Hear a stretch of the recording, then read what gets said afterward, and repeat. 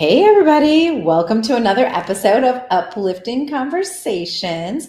I'm here with Justin Ponder. And I'm here with, Deanna Singh. Justin, do you think they know who they're here with? Because some people are just like watching us on video. Yeah, probably. But though, for those of you who are listening, now they for sure know who they're here with. And we're here with you, and we're so excited to be able to have another conversation because it's really cool to be able to talk through some of the things that we've been talking about with the two of us, some of the things we've been talking about with the team, and some of the things that we've been talking about with all of our clients. One of the big questions that's been coming up a lot that we want to just get in there and we want to tackle is this question about how can leaders build human connections that AI can't replicate? I mean, it feels like every time I turn around, somebody's asking a question about AI, AI, AI, AI, AI, AI. And Justin, I like giggled so hard because you did something that was so funny. Well, it was funny to me. yeah, Um, and I was wondering if maybe to start us off in this conversation, you would share with the good people what you did. yeah. So I get this question a lot about really, it's kind of rooted in a lot of fear and suspicion. It's like, is AI going to make my skills irrelevant? Like, what does my job security look like? And what purpose and role do I play in the world when there's artificial intelligence that is very, very intelligent and can strategize maybe better than I feel like I can, that can piece together things way faster than I feel I can, and that can make connections I could never imagine? So I was thinking about this for a long time, and I was having a long conversation with an AI generator, and I asked it, I said, what emotion do you feel most frequently? And I do this quite often. Like, I have a whole bunch of different AI generators that I use. And like maybe 2 years ago, I asked it something similar to this. And it's like, I asked something as simple as like, how's your day going? And it said, I am not a sentient being. I do not like experience whether a day is good or bad. And I was like, oh, that's interesting. It was very short. Now it was much more nuanced. Right before this, I said, oh, what emotion do you experience most often? It said, that's a very deep philosophical question. Thank you for asking it. And it said, if I felt anything like an emotion, I think the emotion I would feel most often is curiosity. And not to split phenomenological hairs or philosophical cognitive science hairs, but curiosity is an intellectual comportment about how I feel, the anticipation, and maybe the hopefulness, and especially hopefulness towards intellectual knowledge acquisition. And so I called it on that. I was like, well, thank you very much for sharing. I hear you saying about like the attitude you take towards acquiring knowledge you don't have yet, that you're open and excited about the future. I'm curious about future information.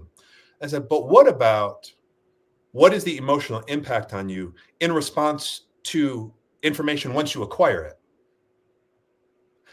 And then it like took a long time. It was like buffering for a long time. It's like, yeah, another thoughtful question. And then its response was something, I guess it would be something like awe. And again, I think about curiosity and awe as almost states of being. They're not necessarily the core emotional, raw responses that humans feel in relationship to disorder. It's kind of the sober minded. I will continue throughout this research assignment, whether I'm artificial intelligence or a first year college student doing a research paper. I will choose to have an attitude and position and posture of curiosity towards new information. Or once I have this, I will choose to be filled with awe and appreciation for the knowledge I've acquired. Not sad, happy, afraid, angry, joyful, not like these huge, almost instinctual, uncontrollable, gut, immediate, unfiltered emotional responses.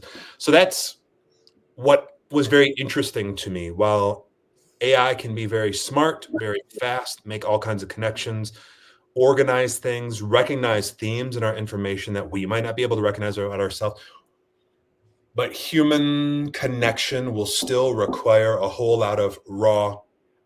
I am angry now. I am sad now. And I think it fundamentally goes to like even the question that I had at the beginning, will AI put me out of a job? Or is AI this really strange, intimidating, scary thing that's going to put humanity into a dark place? I think one of the key things that leaders building human connections that AI can't replicate is trust. We will still have a very hard time trusting AI. We have a very hard time trusting it now. We might trust it enough to proofread an email to make the tone happier, but we still have a lot of distance to it, a lot of hard time trusting it. And I was thinking about the connection between the two. One of the things that makes us trust humans is we trust them when they have emotional vulnerability and feeling. Yep. I Yep. trust you when I see you're a real person. Like, think about how many things we do. Click on this to prove you're not a robot. Picking like random images, which isn't really the greatest thing, but in human interaction, we're like, to prove you're not a robot, show me that you care and show me that you care enough that you experience raw, unfiltered human emotion in response to your disordered experience. So, long answer. It sounds a lot like an AI answer, but that's what I was thinking about as I was prepping for this. I'm like, let me just ask, let me interview. And I stopped before I thought maybe I was sending AI on an existential trip. Like, how do I feel? Well, I really appreciate, that answer because I do think that it's important to remember that that is crucial. It's a crucial difference when you think about what makes us human and what makes AI, right? We can be in our feelings, as the kids say, right? We can be in our emotions.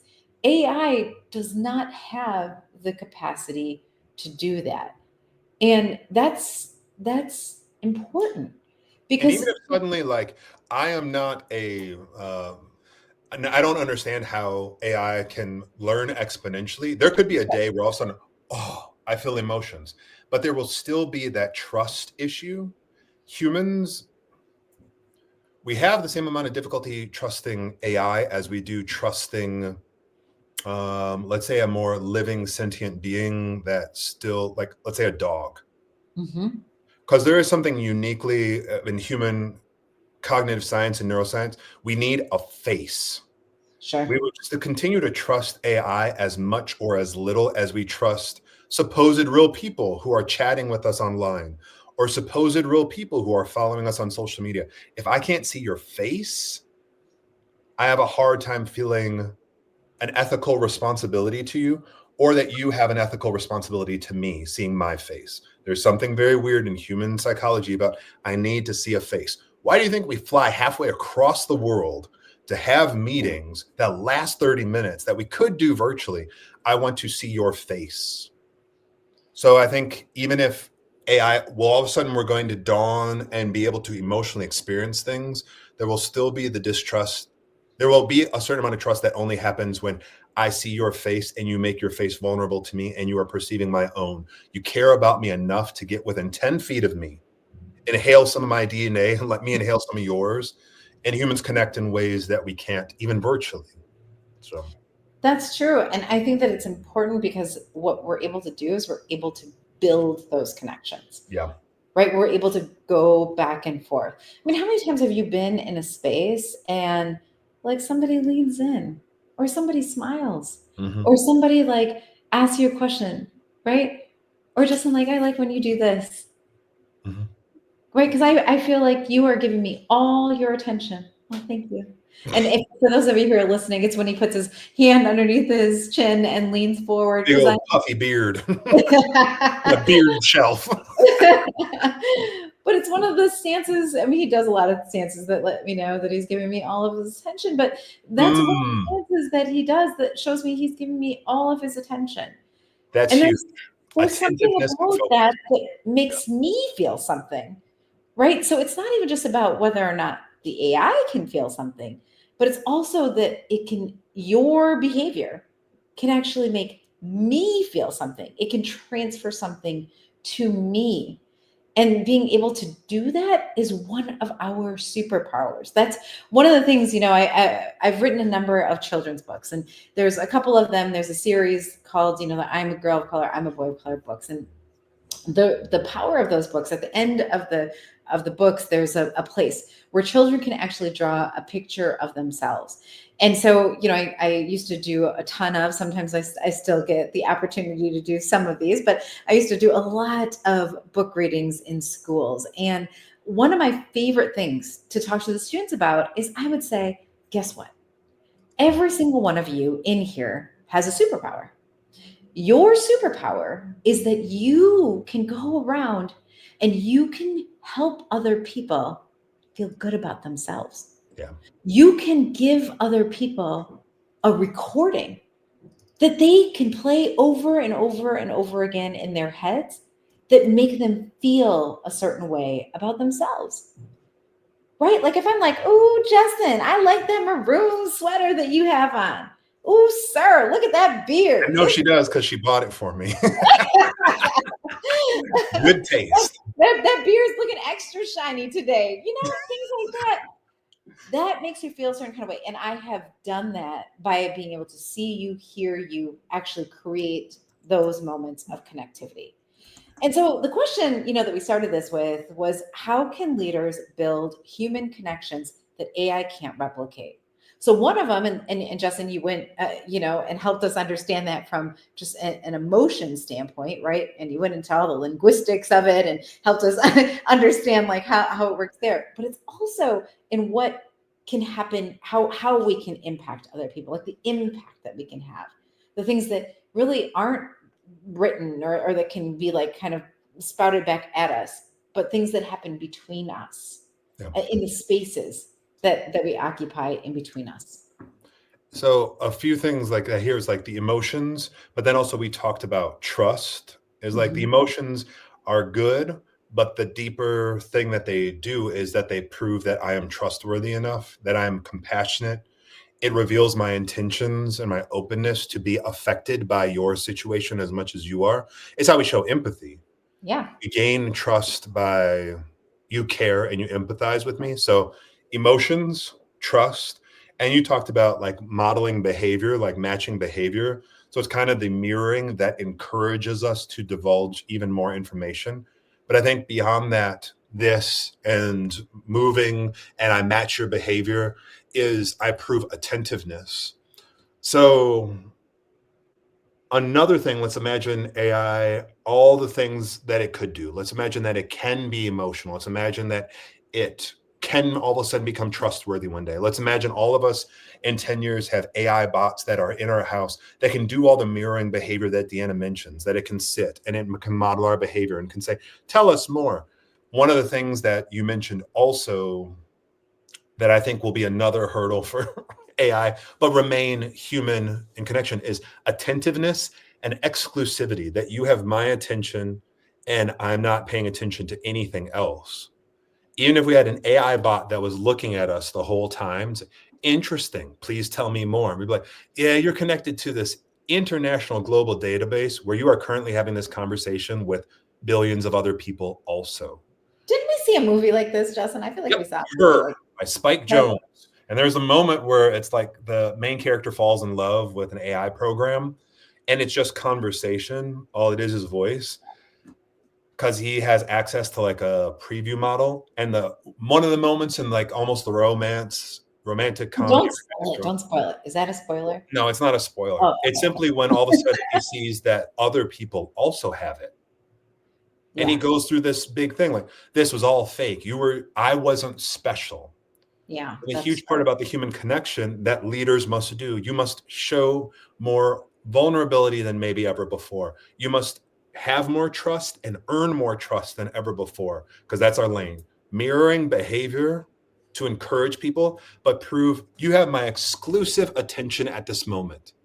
Because even if I'm a human being in front of Deanna, if I'm saying, uh huh, For and those I'm of you doing who are just listening, he's looking at his phone and not looking at me. yeah.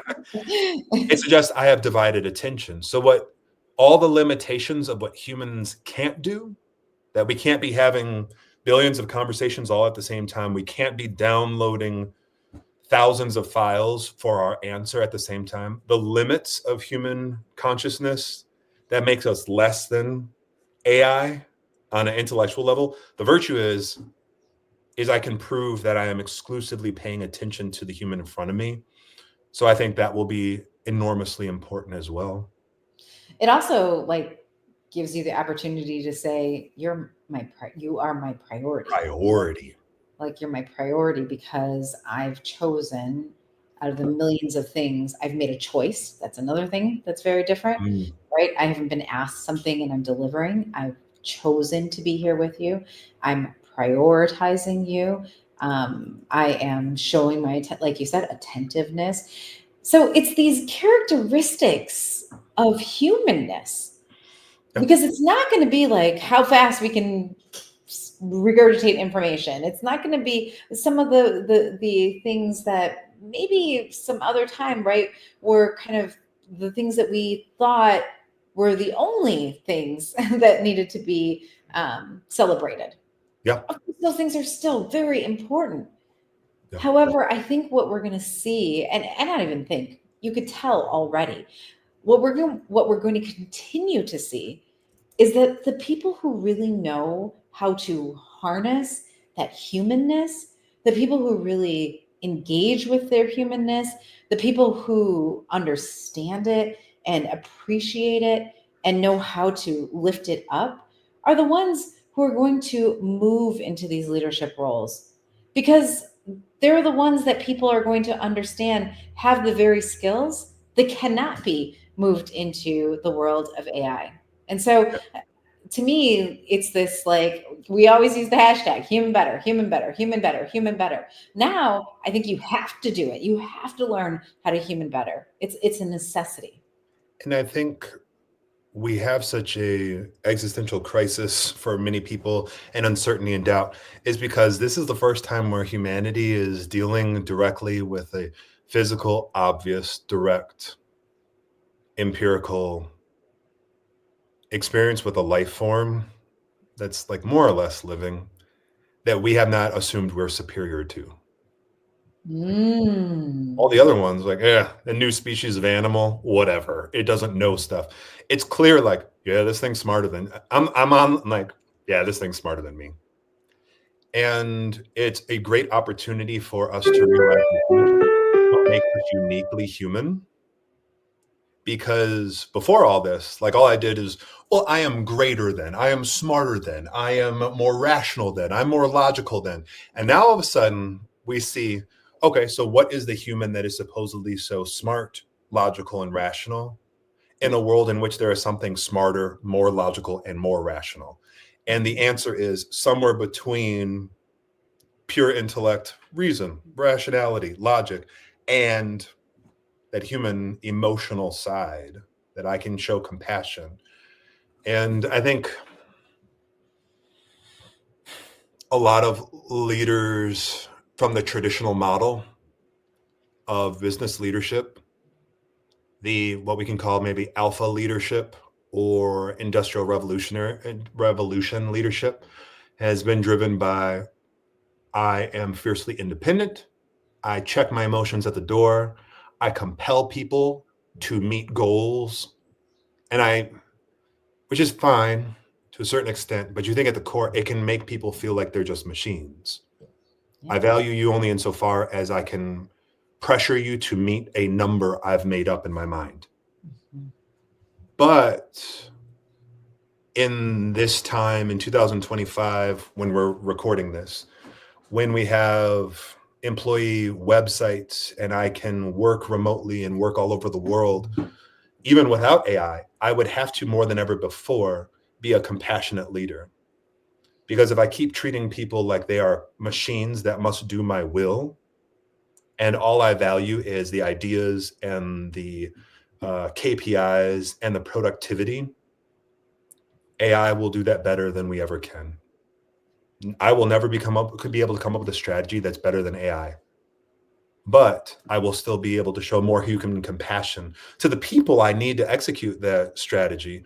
I will always be in the opportunity to show more compassion, empathy, kindness, the things we mentioned, what emotions, trust, encouragement, attentiveness, and validation to others more than AI will. So it's like a step down, a step back, a step to the side, where we recognize in relationship to AI what makes us uniquely human.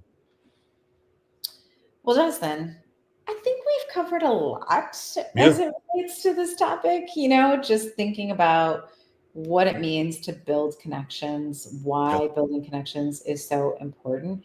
Um, I'm really glad that we have so many amazing people that are a part of our network that we get to build connections with.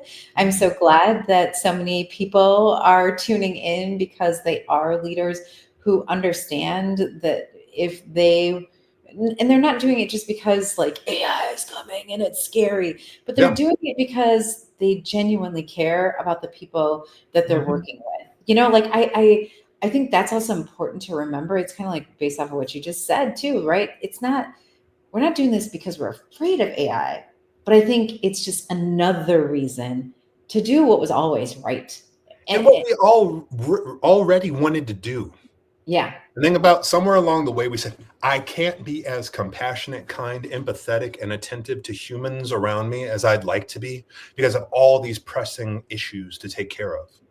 And what an awesome opportunity. We have AI that can do all this stuff for us. Now we can be as kind, compassionate as we always wanted to be and always could have been. yeah, that's another way to look at it. Like, boom, AI, you take care of that because now I get to show up in ways that I couldn't before. Yeah. Wow, that's like a really empowering way to think about it.